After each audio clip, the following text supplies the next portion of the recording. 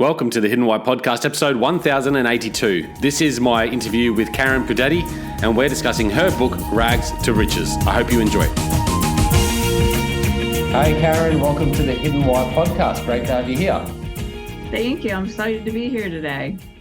Well, we're here to talk about your book today. Karen, you've got a book that was just launched called Rags to Riches, How Beauty Icons Made It Big. Now, I want to really focus on not so much how you can make a successful saloon business that you've done yourself, but more the entrepreneurial journey that you went through, I suppose. So I'm sure you can share a lot of insight into that. Yes.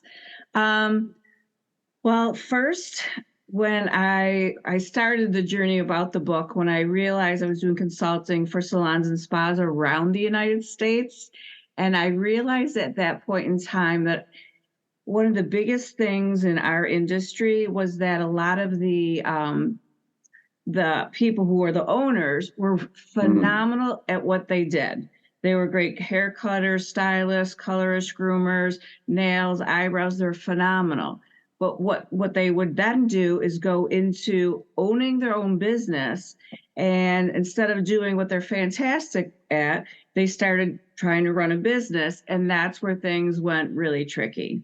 Right. So a lot of times they're used to making all the money, but now they're making money to run the business, and they truly do not know how to run the business. Right. So that So gives tell us a bit of people... your backstory then. So you started out, you were actually an accountant, weren't you? Or Yep. I was an accountant, and I left the CPA world and went to corporate America. Tried that for a while, and I really realized that I was missing my passion. I love the numbers, but I was missing a lot, and Right. it wasn't, and I didn't feel like that was my real true passion in life. So when I was a little girl, I remember my mom teaching modeling, and one day my sisters and I got to go with her. And we got our hair done, our makeup done, and with all the real models, and had pictures done. And I just remember being like 8 years old and thinking, oh, wow, I'm not this geeky little kid. I kind of look cool today and mature. And I just remember that feeling of confidence, and I could do anything. And I just always kept going back to that day and that moment. And I thought, I want to go to the beauty industry, and I want to give people that moment that I once had. I think it was a game changer, kind of like you can do anything if you put your mind to it. Tell us about that, because that's an important part of the Hidden Why podcast. I suppose we talk about this often, doing something for the sake of a career or earning money, as opposed to doing something that you love, which will turn into a brilliant career, and earning money. And what you follow first. How did you reconnect? I mean, because a lot of people, I think, get down the track and go, I can't do anything else. This is, what I've studied for, and this is what I'm doing. How did you find that? After I told my parents that I was quitting a job that I was making a really good money at a very young age, and my mother thought I lost my mind. My dad said, go ahead, try it. He goes, if the worst thing happens, he goes, what would it be? And I go, I'd fail. And he goes, and then what? I said, I'd go back to accounting. He goes, so try. So it was good that I got the encouragement. And I did. I thought, okay, I knew really young I wanted to own my own business. So I thought, okay, I went back to school and got my aesthetics license, my waxing, my electrolysis, anything I could. And I thought, I'll start out, and I wanted to be, a stay-at-home mom.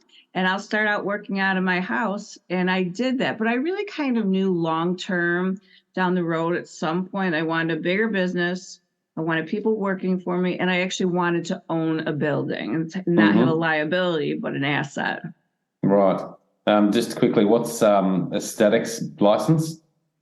So aesthetics covers everything other than the hair. So face, eyebrows, eyelash extensions, body treatments, anything to do with the skin. Okay. And you need a license for that? Yes. Oh, yeah. Yeah. Okay, cool. So found your passion, went out and gave it a go. What's your word of advice for people that are sitting there in a career now where they're going, this is good, but I really want to do follow my passions? figure out, be strategic at it. Figure out where you want to be. So if you're here now and you want to be here, what are the small steps you're going to take to actually you need to take to get you there? So don't just kind of throw your job out the window and say, let me start this. Maybe it is that you go to school part-time, or and you still keep your job, and that way you're saving money so you could start working out, working on your own.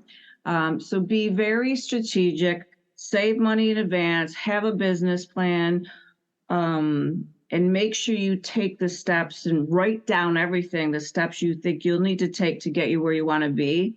And then start going and interviewing. Like, I have a lot of young people come to me and say, can I interview you? Can I talk to you? Go find somebody that's doing what you want to do and go talk to them and ask them for advice. Ask them if they could mentor you. Okay, that's good advice. Yeah. So don't necessarily throw it all in at once and just, go after it. Did you do that, or did you have some savings built up and went for it? Like, what was your process? Well, my first process was, yes, I had quite a bit of savings saved up. I knew immediately that I started a business part-time so I could work doing other things. So I was an accountant doing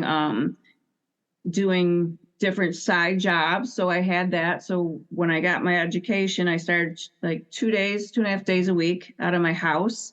But I also had my other income coming in all the time. So when I knew I wanted to do that for a while, the other thing I knew is that I couldn't immediately just have all this money coming in. I was going to spend it. I needed to save as much as possible and reinvest it back into what I was doing. So I did that for years. Okay. So fast track now, starting the business to where you are now. What does the business look like today? My business here, I have over 50 employees. I have a 9,000 I have a 16,000 square foot building. My spa and salon occupy 9,000 square feet. So I do that. I have an amazing manager that if something happened to me tomorrow, she could carry on and the business wouldn't crumble. So that was important.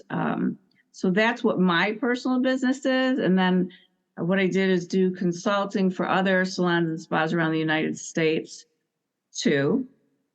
So yeah. Okay. And over how many years have you built up this business?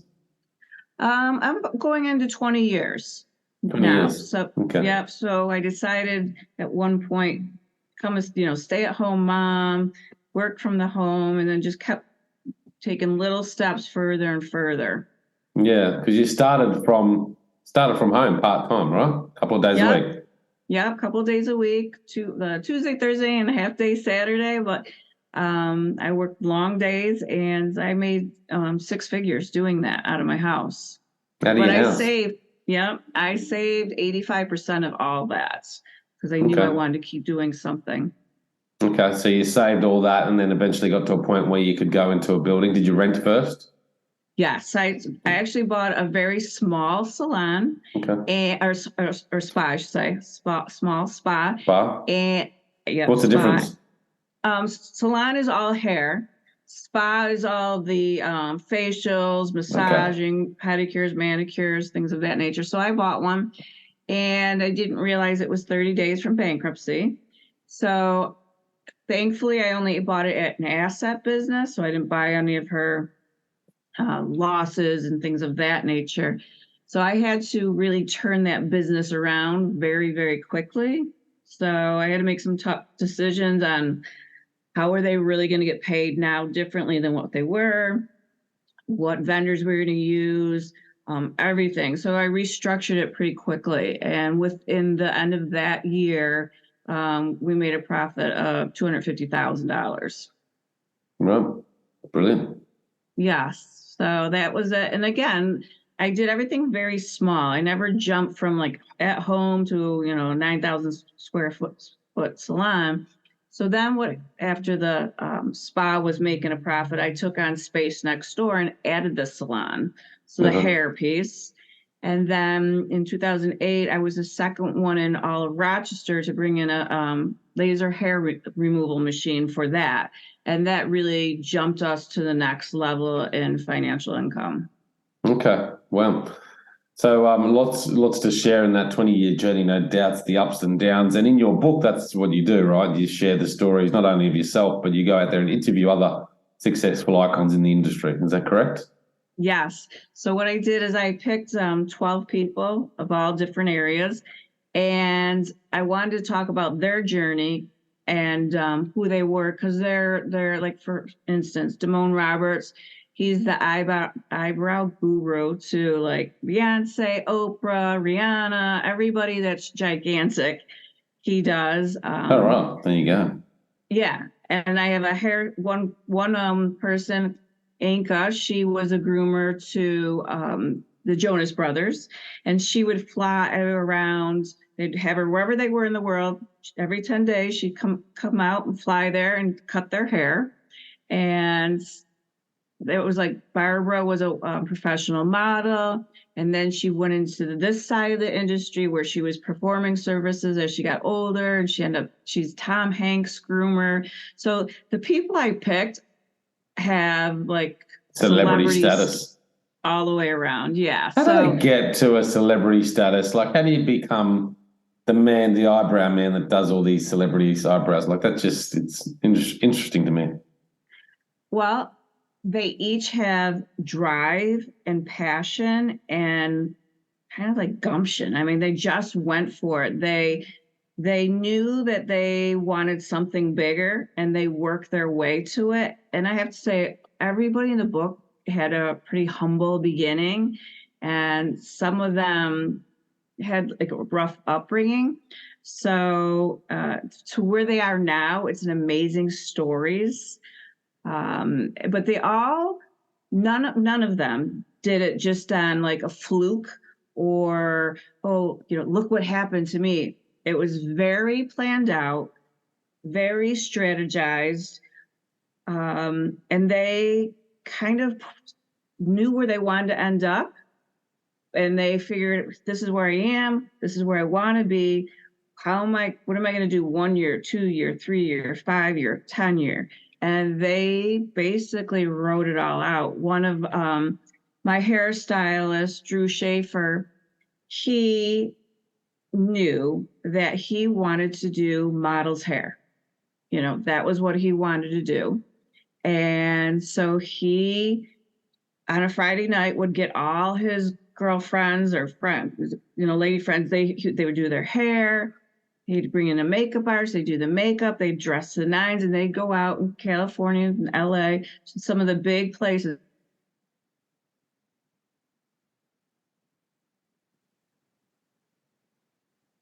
Oh, we just had a momentary loss there with Karen. Sorry about that. I'm not sure what happened there. You're so back. they would arrive in a limo and kind of walk in, and everyone would ask, "Oh my God, your hair looks great. Your makeup looks great." And he became very well known to a lot of stars very quickly from doing that. Yeah, right. So a few things necessary that you've come across. It seems like vision is important, a good plan, and then you also mentioned some other traits, which was drive, grit. Yes. And I think there was one more there that slips me now. Talk to me about these facets of making successful entrepreneurs. Like, what do we need? You have to have the guts, to do it. You have to have if you're going towards building your own, salon or spa, you have to know that not every day is going to be a good day. And when you have a crappy day, what are you going to do with it?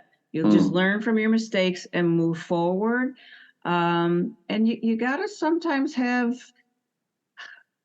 no one's going to love your ideas, and you won't find so much support until after you actually make it. And then people are like, oh, good for you. Congratulations. But you tend to get a lot of people who are in your ear, and I kind of call them the shitty itty bitty committee, where they're just like, no, you shouldn't do that. You're not going to be able to make money. You got to say, yeah, I will. I'll do what it takes. So you got to, sort of block those people out and stick with your plan that you've come up with. So that's probably an important piece of advice to have that plan there. So when you do experience those days, or when you experience that, that negative talk, that you can go back to your plan and go, hang on, no, this is the plan, this is the vision, and keep going. Yeah. What did you have in your life or your toolbox that you helped keep you aligned and in that state of mind? Day-to-day routines, maybe. I think being just hard-headed at times. When I say I'm going to do something, I'm going to do something. It just, I believed in myself, and really the other thing is, in our industry, I really wanted to help the beauty industry become a better industry, because in our industry, 20% normally, before the pandemic, 20% of all businesses would close in our beauty industry within the first 2 years. 32% of the salons and spas closed after the pandemic.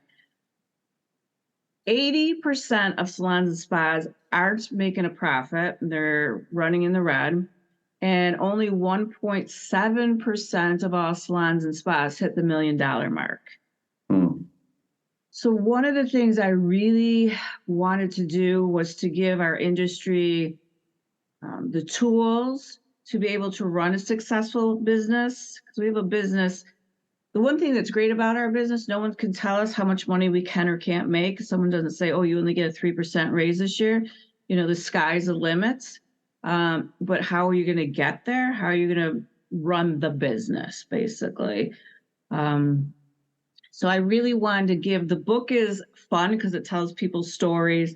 Then there's an assessment, and the assessment, or the book itself, covers anybody from starting up a business to somebody trying to hit the $1 million mark.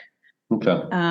And then after the assessment, there dives into different things: leadership, who's your niche client, marketing, your P&Ls, branding. So there's each chapter something different. And then it starts talking about it. And then after I decided the book was good, I kept wanting to put more and more and more into the book. And I was like, wait a minute, I need more of a course. So what I did is I actually have a course, Rags to Riches in Action. And that is a step-by-step how to do the business. It's kind of like everything I did for my business and everything I do for my consulting clients is in the course itself. That's an online course that people can do? Yep, it's an online course. It's a module course. It dives really deep into everything. And it's really like retail business ownership sort of thing? Yes. You know, how to, and like in our industry, like our back bar percentage should only be 7-8%. Most of the time it's like 20%. So there's the basics of our industry, what the norm should be to become profitable and stuff in that as well.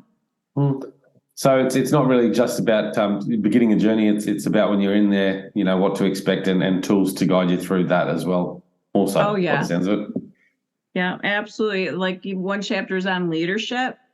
No one kind of teaches leadership or how to get a team all working together, moving forward. And one of the things that I had like a trouble with at one point was, how am I going to get my team all on the same page to work forward? I was kind of a type A personality. Let's do this.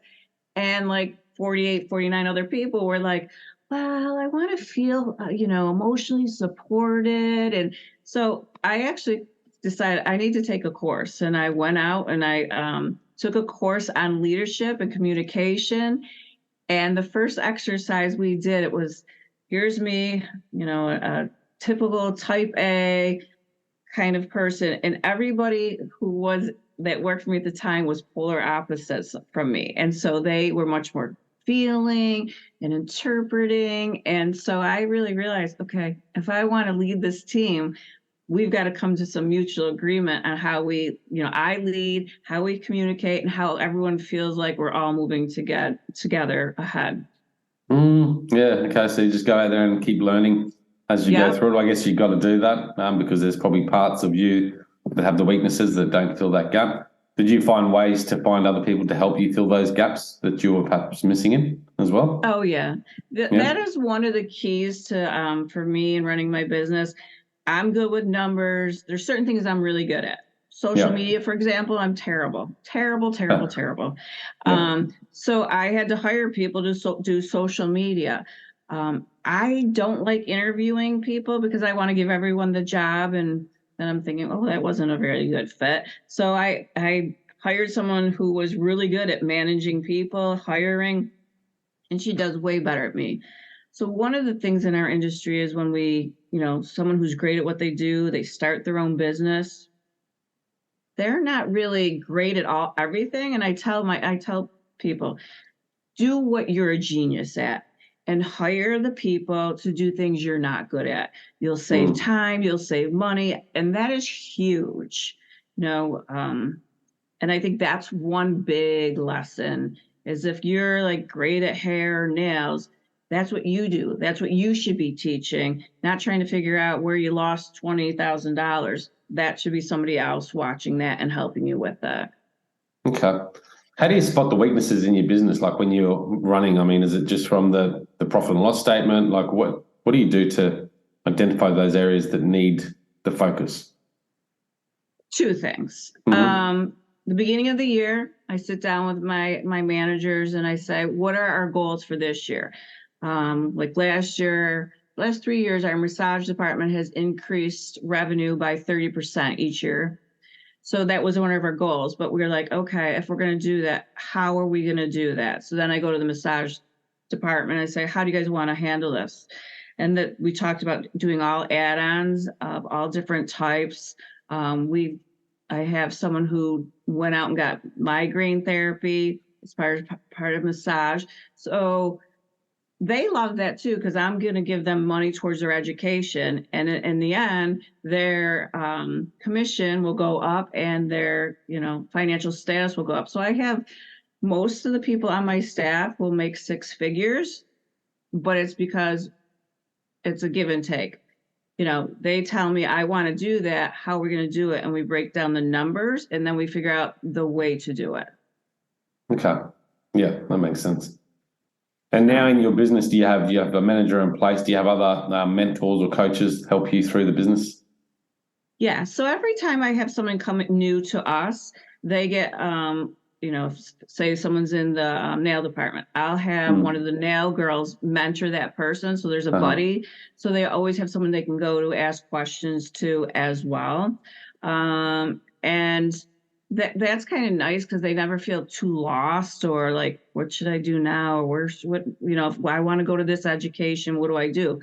They have someone they can ask like basic information to. So, and it also makes my team work better as a team as opposed as individuals competing with each other.